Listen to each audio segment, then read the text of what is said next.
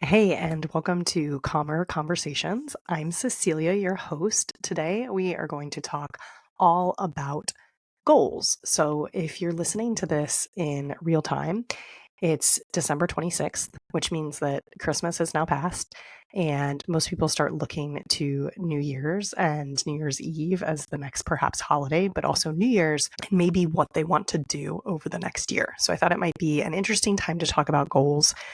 Um, Specifically, we're going to talk about why goal setting sometimes doesn't work, and maybe why you're not setting goals or why the goals you're setting don't quite work, and perhaps how to start working with your brain in a different way to create goals and intentions for the next year or for the next month or for whatever period of time that you want to, and to do it in a brain based way.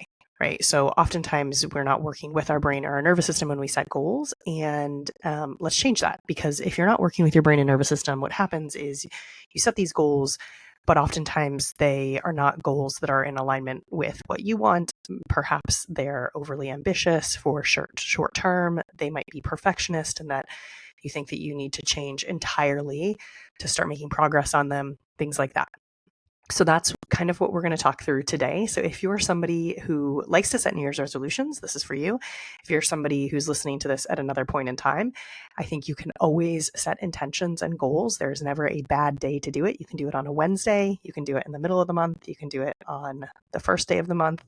You're always allowed to. You never need to wait until the first of a quarter or a month or a Monday to do these kinds of things. So whenever you have the impetus to do it, I think is the right time for you to do it. All right, so let's dive into goals. Okay, so most people have big dreams, whether they're professional or creative or personal. We have things we want to achieve and accomplish in our life. And that could be anything from feeling calmer in your brain to writing a book, to starting a company, to getting a position at X company, to making this much money, to whatever it is, to finding a romantic partner or having really great friendships. So we have goals in our life. And the interesting thing about goals is oftentimes we set them because we think they're going to make us feel a certain way when we get there. So we think that when we write a book, we'll feel a sense of achievement, or when we get that new job, we'll finally feel smart, or when we get that award, we'll feel accomplished, or something like that, right? Or when we find that partner, we'll finally feel loved and worthy. So oftentimes we're setting goals. We do things in our life because we want to feel a certain way. And that's a really important takeaway from this, right? And so knowing or even identifying if you have goals in mind, how do you think you're going to feel when you reach that goal? And if you know that now, that's kind of like a little cheat code to working with your brain before you get there. It's very important to know that, because you can actually start to feel that way now. And the first brain-based kind of tip is, if you start to feel that way now, you will feel that way when you get there. If you have this goal and you think you're going to magically feel different once you get it. So if you have something, for instance, like you want to get a new job, and you think that as soon as you get that new job, you will feel worthy. You're going to get the job. If you haven't practiced feeling worthy on the way to getting the job, you won't magically feel worthy once you get the job.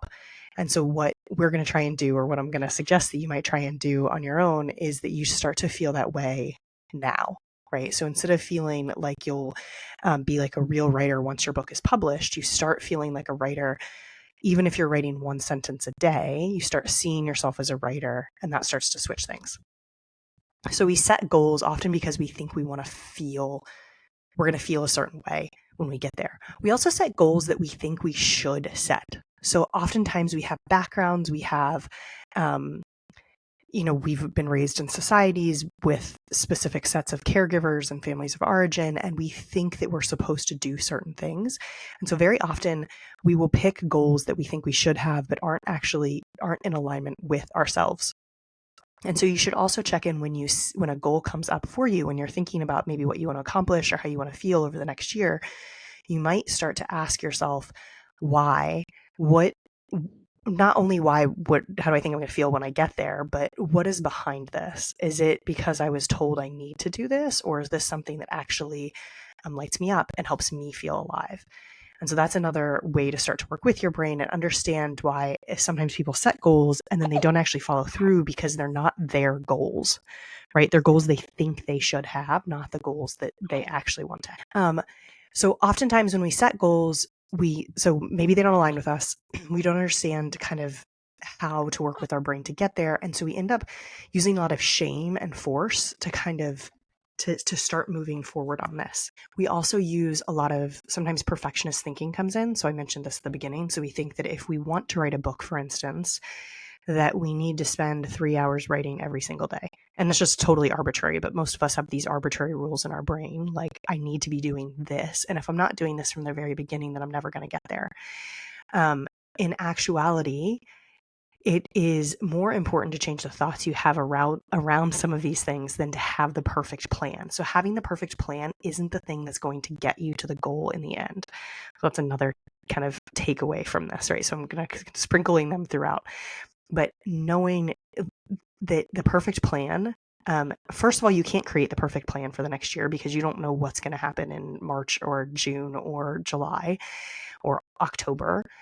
But also because the perfect plan isn't the thing that will actually get you the result. It's not the thing that will get you the book. And yes, it can be really helpful to have some kind of plan to get started, but showing up exactly according to that plan generally isn't the way to actually get where you want to go. Especially if you're working with your brain, if you're not just using a lot of force to get there and self-discipline, which I don't totally suggest because they're going to run out at some point. Okay, so we talked about goals not aligning with why you set. You think the destination is going to feel like the journey, right? So that's that's a takeaway from the last couple ones, but that's a really important thing to remember, that your mindset isn't going to magically shift once you get someplace. You actually have to shift it along the way. So you need to work on feeling those feelings now if you want to feel them then, and work on becoming the person who has this goal, or who is the person who, for instance, writes every day. That's how you start to achieve the goal, not by specifically having the perfect plan. So your thoughts about yourself aren't created by the circumstances, right? The circumstance being, I have a written book, so now I can feel like an author. Now I feel a certain way. But rather your thoughts about something. And so you can start to think that you're a writer now. And that's actually one of the most important pieces of making progress on your goal. Okay.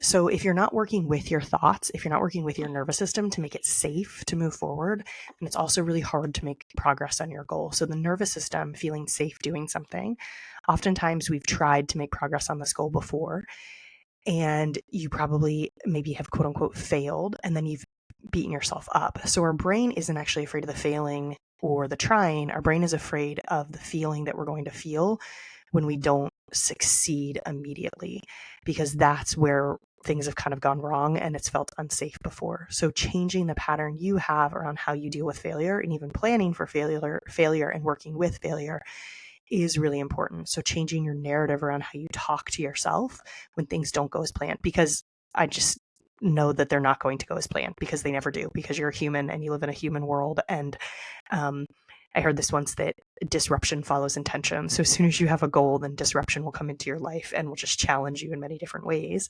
And that's okay. You just have to work with it.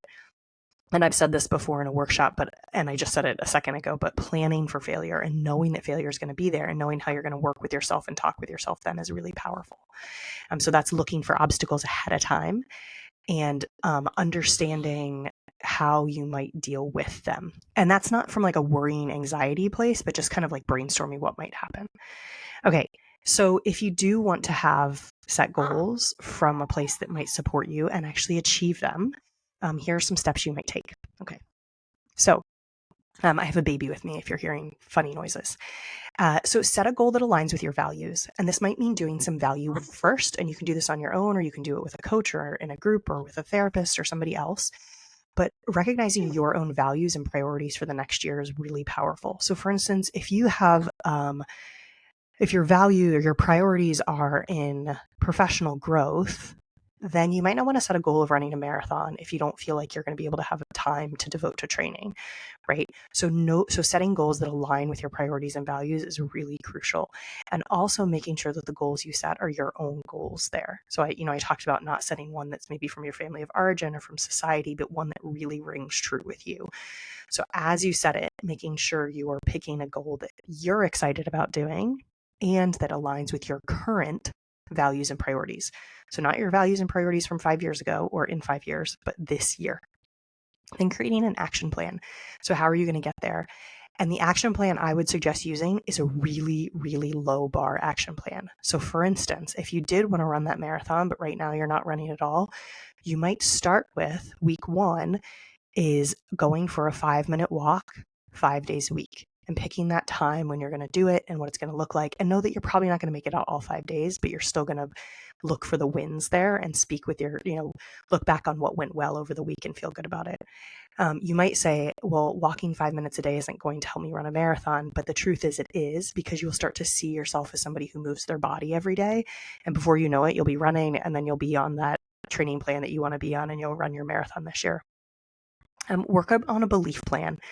So this is connecting with what would somebody who already has achieved this goal, what would they believe? Or if they're already in this habit, how would they believe? What would they believe to be true about themselves? How would they talk about themselves? If you had already written a book, how would you feel and what would you say about yourself? If you'd already been in that place, and what beliefs will help you get there? Like, I know that I can show up for myself every day. I've figured out hard things before. Writing those kinds of, I hesitate to call them affirmations because affirmations can be such a weird word for people, but creating this belief plan, this plan of actually working with your brain is really, really powerful. The next one is plan for obstacles. So obstacles are going to come up in your life. This isn't from a worrying or anxiety, but like, okay, if my kid gets sick, what are my plans? Or if I get sick, what are my plans for movement? So maybe if I have a fever over this temperature, I'm not going to go for my walk today. Or if I've gotten less than 3 hours of sleep, I'm not going to go for my walk that day, or something like that. So when you've kind of already set that up for yourself and you can kind of check it out ahead of time instead of relying on your primitive brain in the moment, which is never going to help you. It's never going to get you where you want to go. And then see if you can even fail for the success, right? If you can even use failure, if you can figure out how to work with your brain for failure so that you can actually move forward in the way that you want to, right? So instead of seeing failure as something bad, asking yourself, what did I learn from this? Or how did I grow from this? What is the win in this challenge? And if you do that, then I promise you will make progress on your goals. And if you want support doing this, then come, get in touch with me on Instagram maybe. And let's work together this year. So happy end of the year. And I will see you in the next episode.